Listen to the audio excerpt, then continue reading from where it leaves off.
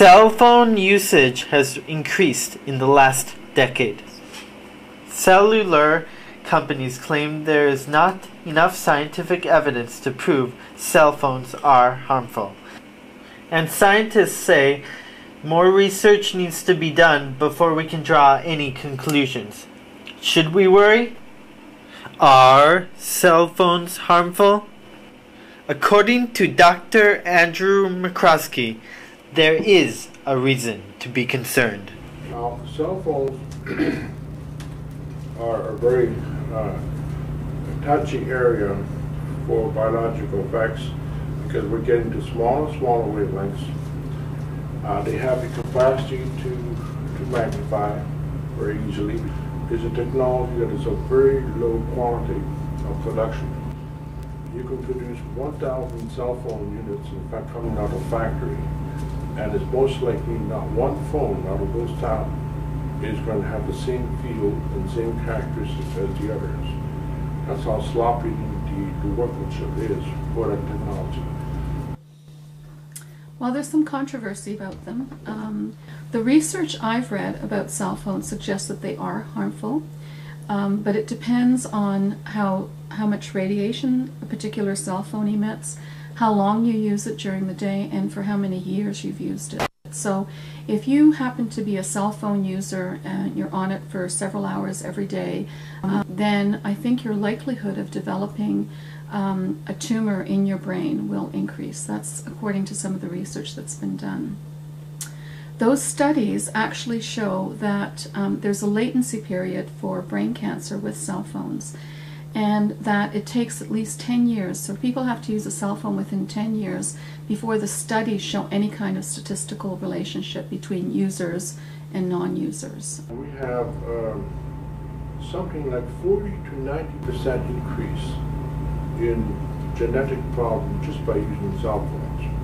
And I'm not talking about huge use of cell phones and that's even extremely weak signal. I'm talking about signals that are something like 5 to 6 times weaker than the American standard permitted.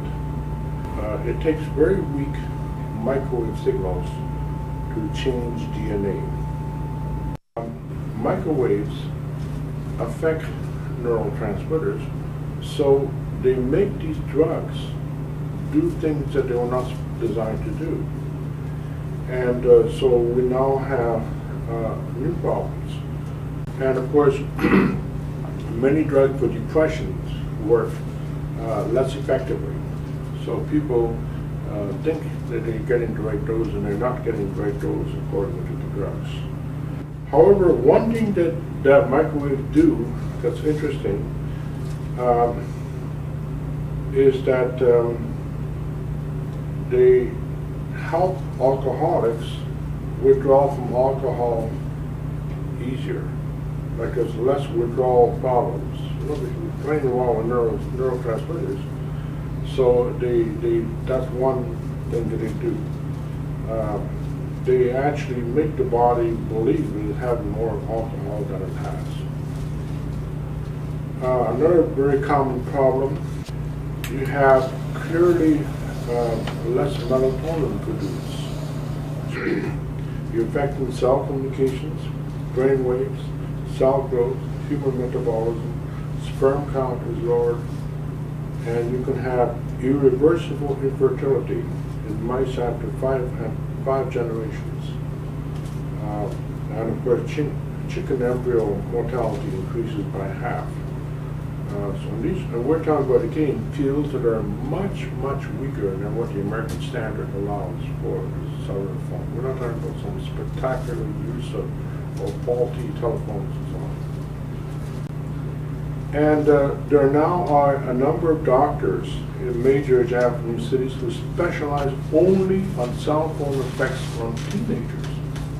Hikikomori, which is withdrawing and hiding. So lots of people who withdraw from society and hide away.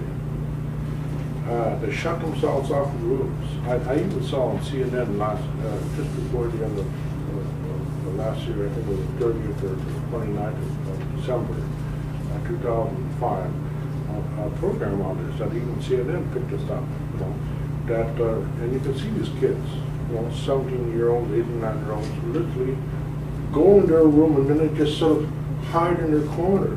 Listen, they look like that. And these are kids who would have been brilliant in class just a few years ago, and so on. And that seems to be all coinciding with cell phones. And the people who use most cell phones are children. For now in Canada, for example, for 40% of all children, cell phones are the means of communication. They don't even bother using the other telephones.